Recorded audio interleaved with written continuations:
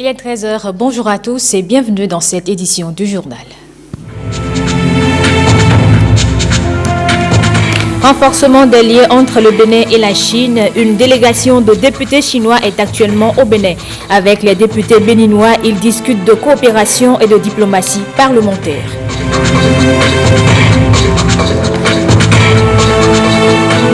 La prochaine campagne de commercialisation du coton se prépare. Les acteurs de la filière sont dans le septentrion pour s'enquérir des conditions d'égrenage.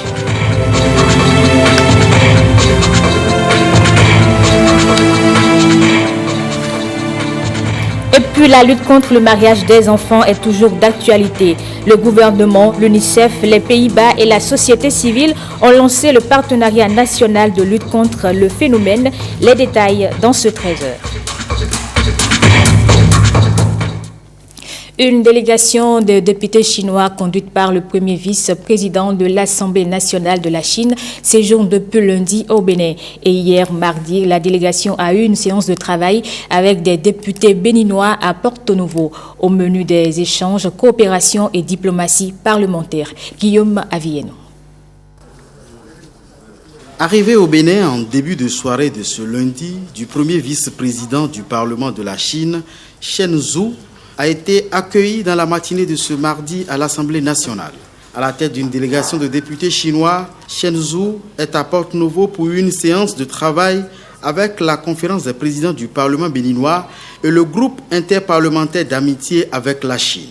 Une visite, la première en Afrique de l'hôte du président Louis Gbéonou Vlavonou, au menu de laquelle plusieurs sujets d'intérêt commun au peuple béninois et chinois. Et je salue le soutien précieux qu'apporte le Bénin sur les questions touchant aux intérêts vitaux et aux préoccupations majeures de part et d'autre apportées à la Chine.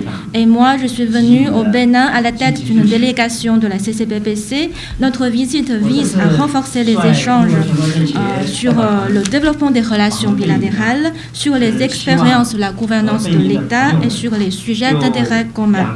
J'espère aussi que par cette visite, nous pouvons renforcer les échanges et les partenariats entre la CCPPC et l'Assemblée nationale de Bénin en faveur d'une coopération mutuellement bénéfique.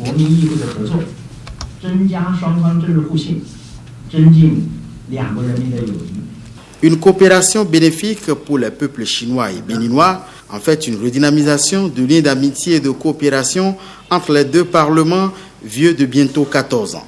Des liens à actualiser par des documents fixant les axes de priorité du partenariat entre le Parlement chinois et son homologue béninois.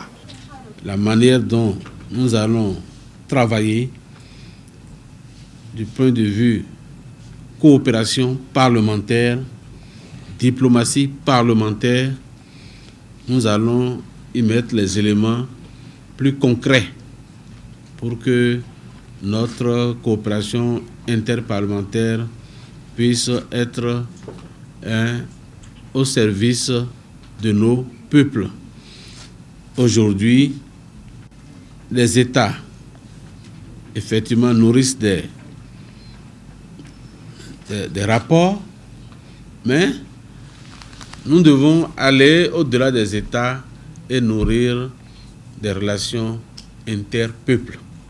La délégation de parlementaires chinois devrait repartir du Bénin ce mercredi avec l'espoir de recevoir très bientôt des députés béninois pour le même exercice. La réussite de la campagne 2019-2020 de la commercialisation du coton préoccupe les acteurs de la filière.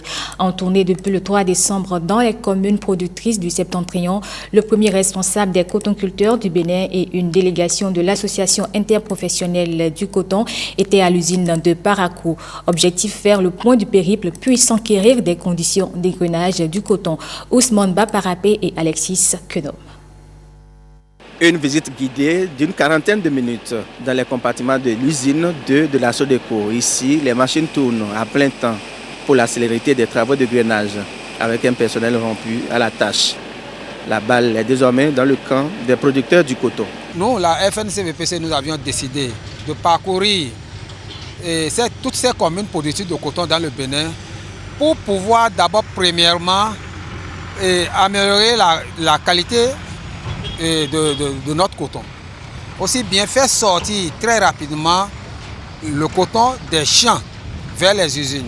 Dans cette tournée, les producteurs se sont décidés, ils se sont engagés pour nous dire tout ce que les Aiglonnais voyaient comme matière étrangère accumulée avec le coton prendra fin et nous tous nous serons de cœur pour que le label du Bénin soit le meilleur dans le monde entier. Le Bénin attend pour le compte de la campagne 2019-2020 une production de 800 000 tonnes de coton graine. Alors, la commercialisation d'une telle quantité de production nécessite une préparation minutieuse, active et engagée par les différents acteurs impliqués dans la commercialisation. C'est pour cela que nous les avons accompagnés à travers des fonds de crédit récolte que nous avons mis en place à hauteur de 3 milliards et quelques. Depuis un certain nombre d'années, vous avez constaté que la courbe est ascendante. Ceci est dû à des réformes opérées au sein de la filière cotonnière. Vous savez, désormais, la filière est dans la main des privés. L'État n'a rien à voir dedans.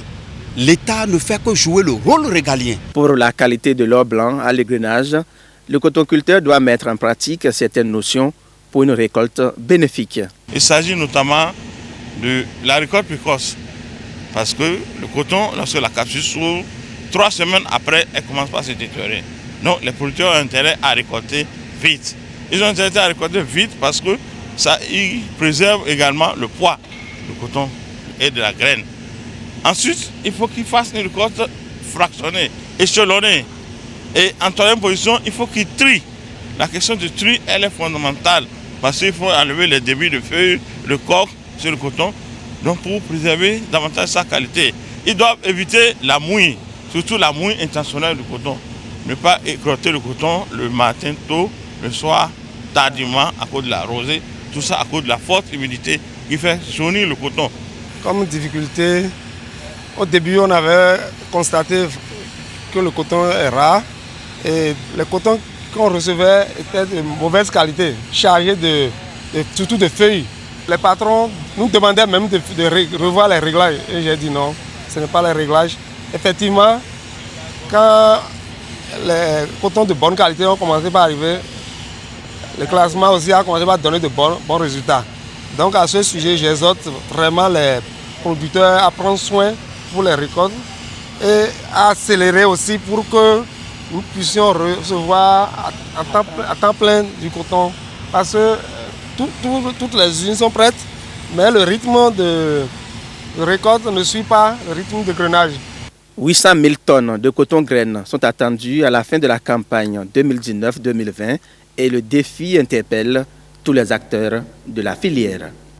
C'est la deuxième réunion du genre en 2019. Les cadres du ministère de la Santé et les principaux partenaires techniques et financiers se sont retrouvés. Ensemble, ils ont fait le point de l'évolution des grands chantiers dans le secteur. Angela Pédia pour les précisions.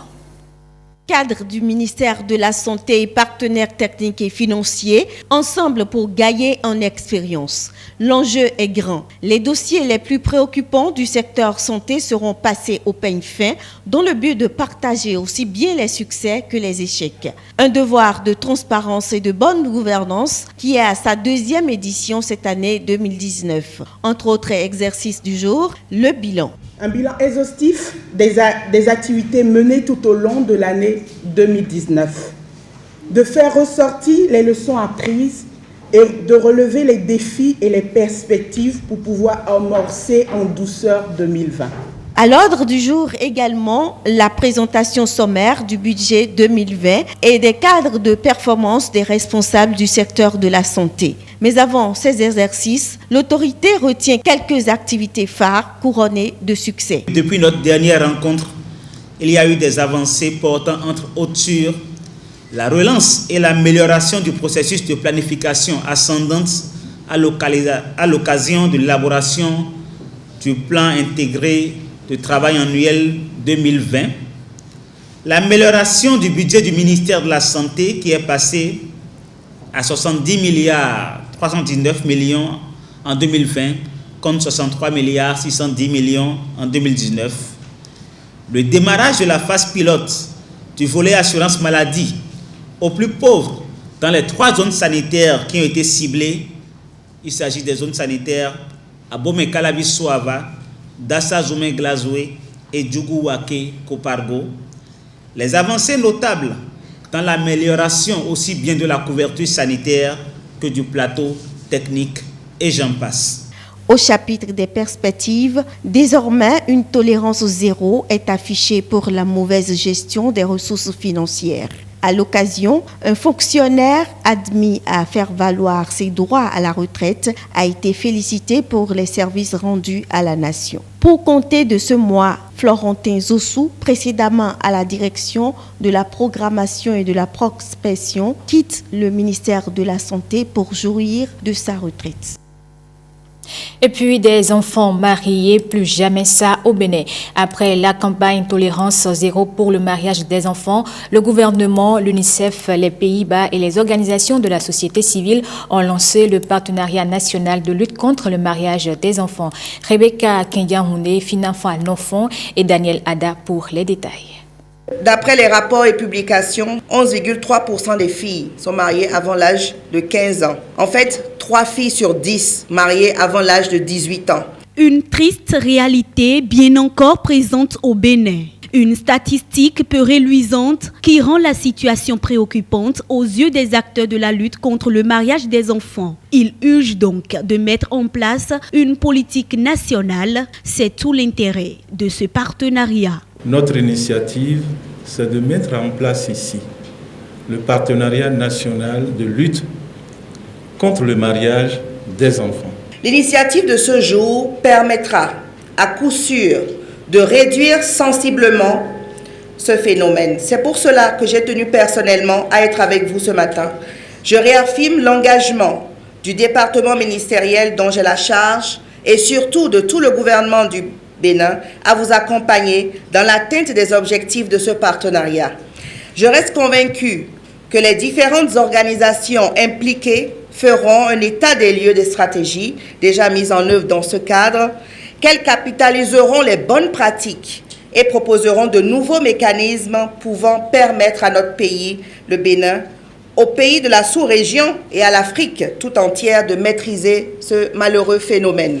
Ce partenariat veut surtout s'inspirer de celui dénommé « Fille, pas épouse », le premier mouvement mondial de plus de 1300 organisations de la société civile, présent dans plus de 100 pays. Son but, mettre fin au mariage des enfants et permettre aux filles de réaliser pleinement leur potentiel. Tout comme ce mouvement, les acteurs de cette lutte au Bénin, avec les partenaires techniques et financiers et les organisations de la société civile, sont convaincus qu'ensemble, ils pourront gagner la bataille. Il faut partager nos expériences, partager les succès et discuter sur les défis pour éliminer toutes les causes du phénomène. Le soutien à la présente initiative de partenariat national s'inscrit donc dans un cadre global d'intervention qui est en accord avec notre mission. Travailler avec les enfants et leur entourage pour une société plus juste et équitable qui garantisse leurs droits et leur bien-être. Le partenariat national de lutte contre le mariage des enfants veut surtout se baser sur une démarche à 3 composantes pour réussir sa mission. Sensibiliser l'opinion publique, faciliter le partage d'informations, puis mobiliser tout le soutien nécessaire pour mettre fin au mariage des enfants. Une question dans ce journal, comment concilier pratiques traditionnelles spirituelles et médecine moderne pour faciliter la prise en charge des patients dans nos hôpitaux? C'est le thème de la soutenance de thèse d'un étudiant de la faculté de médecine de l'université de Parakou. Les résultats de ces recherches ont été exposés en présence de Abdoulofou Idrissou et Bertin Adimi. Devant le jury composé d'éminents professeurs, Juste Danwagnon, Prince Vognon, de son pseudonyme, défend ses travaux de recherche. Pour la soutenance de sa thèse de doctorat en médecine, l'impétrant a choisi un domaine très peu abordé par des recherches antérieures. Un sujet délicat. Oui, monsieur le Président, délicat. Comme vous avez dit, très peu de travaux, pour venir comme ailleurs, sont allés dans ce sens. merci, vous avez eu donc, à vous familiariser avec des termes tout nouveaux, de parler de ça dans un travail comme celui-ci, un travail scientifique. Un travail scientifique qui plaide pour une combinaison médecine moderne conventionnelle et médecine traditionnelle spirituelle. Au départ, c'était quelque peu osé d'investir un pareil univers de recherche, mais la démarche à l'arrivée est loin d'être vaine. Nous avions constaté que, à part le traitement conventionnel psychiatrique que nous donnons à nos patients, ils font tous recours aux pratiques spirituelles selon leurs obédiences religieuses. Il faut quand même analyser ce recours à nos pratiques spirituelles, ce que ça engendre comme conséquence ou comme avantage sur la santé des patients, sur le traitement médical conventionnel que nous donnons aux patients. Cela a permis de se rendre à l'évidence que la plupart des pathologies psychiatriques plongent leur origine dans la sorcellerie et dans les envoûtements. D'où l'idée de pencher vers une complémentarité médecine moderne conventionnelle et médecine traditionnelle spirituelle dans le traitement des patients. Il y a près de 92% des patients dans le service de psychiatrie du CHU-DBA qui disent qu'ils ne peuvent jamais guérir de leur pathologie sans les pratiques spirituelles. Il y en a même jusqu'à 21% qui ont abandonné carrément le traitement psychiatrique conventionnel, les molécules que nous prescrivons, et qui se sont penchés uniquement sur les pratiques spirituelles. Et c'est seulement 7% qui se sont dit qu'ils ont eu satisfaction avec le traitement médical conventionnel. Ce qui nous a permis de retenir que la plupart des pathologies psychiatriques dont souffrent nos patients ici, en service de psychiatrie au CHU-DBA, sont plus surnaturelles que naturelles. Donc nous nous sommes dit, si c'est ça, il faudrait quand même qu'on prenne encore en compte les pratiques spirituelles dans le domaine de la prise en charge des pathologies psychiatriques, surtout à Parakou, pour voir quelle amélioration nous aurons auprès de nos patients, quel changement il y aura auprès de ces patients-là. Donc nous avons demandé aux patients d'essayer de respecter aussi les recommandations de leurs médecins sans toutefois négliger leurs pratiques et essayer d'associer les deux. Fils d'un prêtre du FA, le désormais docteur en médecine peut déjà s'assurer du soutien de son géniteur dans sa carrière. Le monde artisanal à l'honneur. Les artisans du Bénin, du Togo, du Niger, du Mali et de la Côte d'Ivoire célébrés au cours d'un dîner de gala. C'était à l'occasion du 20e anniversaire de l'ONG Club Excellence ADECO et de la 6e édition de la Nuit des artisans. Objectif, renforcer les liens professionnels entre ces derniers. Axel Dancy et Patrick Nimanvo. La 6e édition de la Nuit des artisans et le 20e anniversaire de l'ONG Club Excellence ADECO, Association pour le développement de la communication, de l'économie et de l'organisation, sont les attractions ce soir. Dans un décor où blanc et violet scintillent, les artisans se détendent. Sur la piste de danse, ça bouge.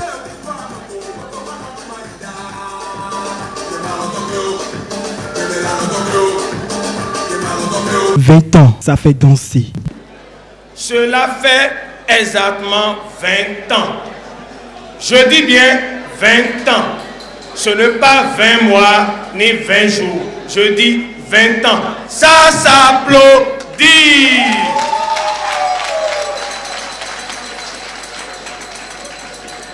Je me rappelle comme si c'était hier, ce 14 décembre 1999, lorsque nous fondions cette ONG. Nous étions loin de compter 1 jusqu'à 20. Grâce à qui? Grâce à un partenaire qui ne ment pas, l'Éternel Dieu Tout-Puissant. Du régal pour ces hommes et femmes, ce double événement a réuni les artisans de 5 pays de la sous-région. Une occasion pour renforcer les liens professionnels. C'est une opportunité unique pour les artisans béninois et de la sous-région de se révéler à l'échelle internationale dans l'expression de leurs œuvres. Nous sommes à l'ère des choses révélées et l'ONG Club Excellence ADECO a décidé de révéler les artisans. L'artisanat étant au cœur du programme d'action du gouvernement du président Patrice Talon, cette retrouvaille a suscité l'intérêt plus accru des gouvernants. Monsieur le président directeur général de ADECO, soyez rassurés, vous faites un effort extraordinaire depuis 20 ans.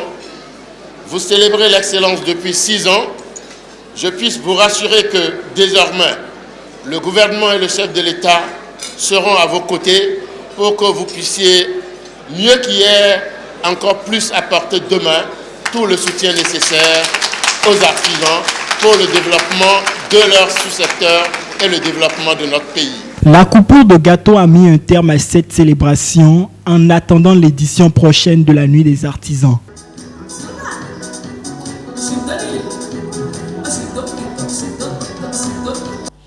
La ville de Ouidah accueille un atelier de formation sur l'indigo. Il vise à revisiter une ancienne technique de la teinture du pagne au Bénin. Cette formation a été initiée par l'association Fraternité Ouidah, elle qui s'engage à restaurer l'usage de l'indigo dans le code vestimentaire du Béninois.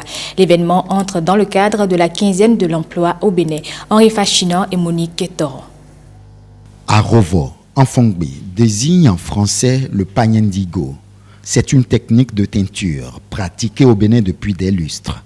Elle vise à donner la couleur indigo à un tissu. C'est une couleur qui tire sur du bleu. Alors que le Arovo est promu dans d'autres pays africains, il tend plutôt à disparaître dans le pays de Gberianzi et Biogera.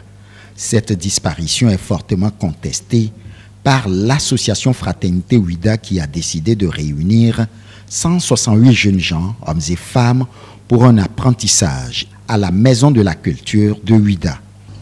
Ouidah étant à l'honneur, faites-nous ce plaisir d'être assidus, de mieux sûr, pour que vous puissiez passer la main à d'autres générations. Aujourd'hui, nous devons faire comme certains pays, être nationalistes.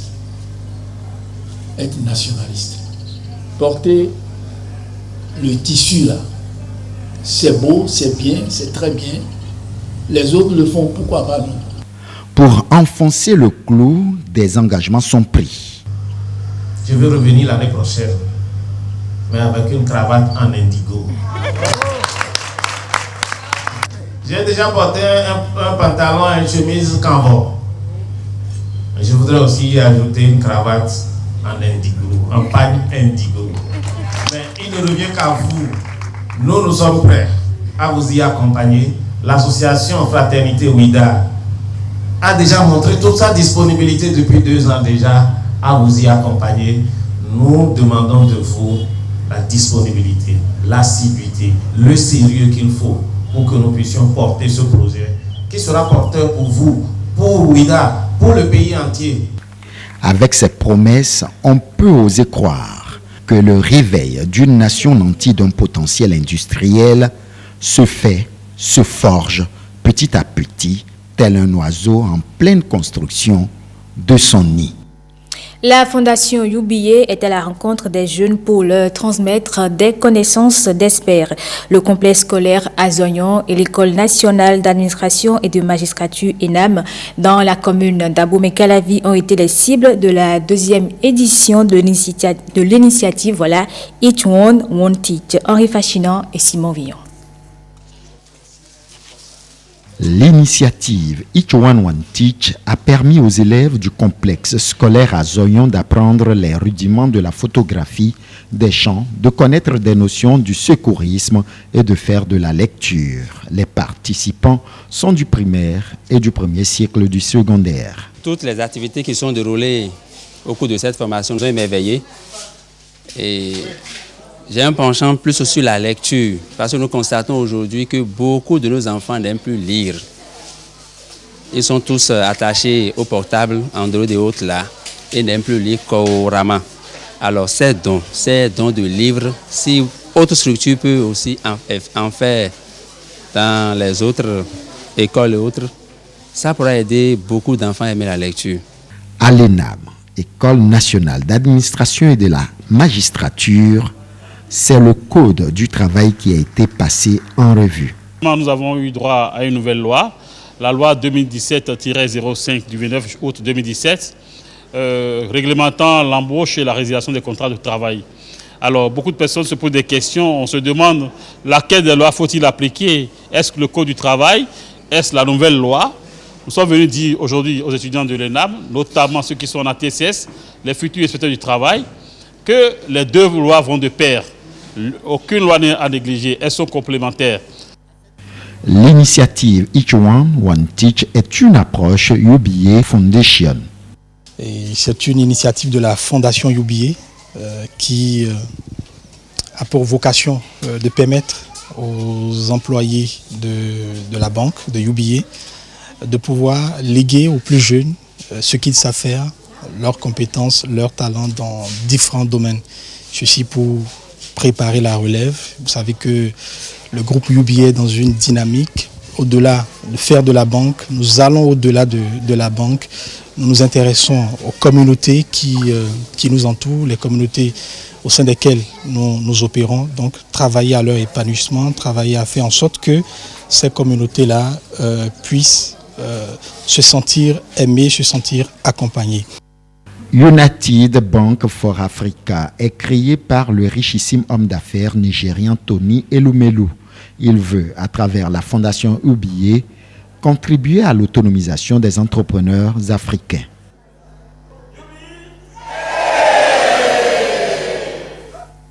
Des dons aux prisonnières de la prison civile de Ouidah, c'est une action caritative de l'Amicale des femmes de l'ORTB. Elle vise à soutenir les femmes privées de liberté. Au nom de ses collègues, Catherine Tawes, présidente de l'Amicale, témoigne toute son affection à ses sœurs. Elle est au micro de Henri Fachinan et Bénédicte Kossou.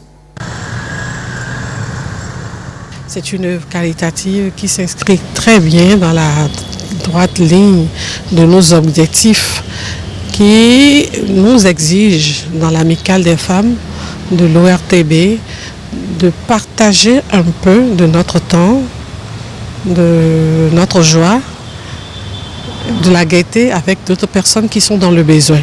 Cette activité, nous l'avons initiée pour nous rendre à Ouidah, pour leur dire que nous sommes de cœur avec elles.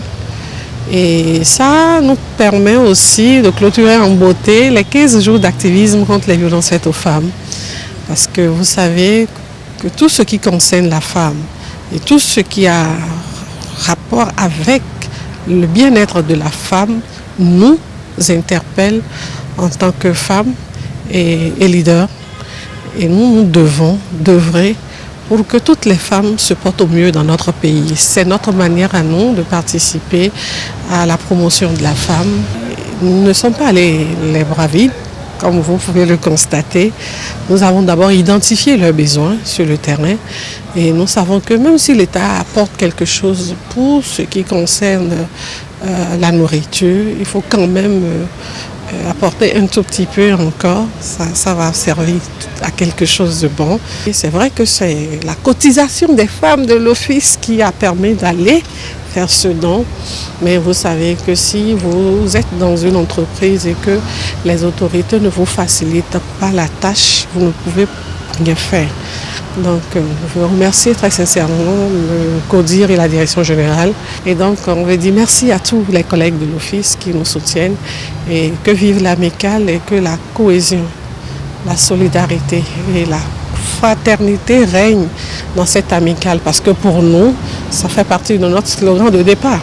C'est ensemble qu'on est plus fortes. Et voilà qui met un terme à ce journal. Merci à vous de l'avoir suivi.